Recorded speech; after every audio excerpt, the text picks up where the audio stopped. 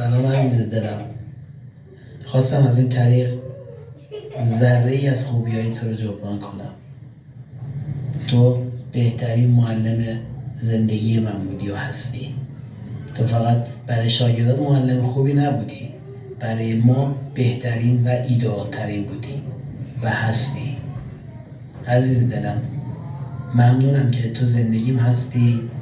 روزای سختی که من کم آوردم، این تو بودی که دستمو گرفتی و بلند کردی و تونستم ادامه بدم.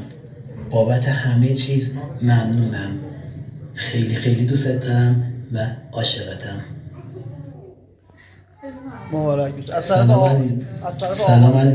آقا عادل بود، همسرتون. یه پیغام دیگه هم دارن، اگه اجازه بدیم ما تقدیم شما بکنیم.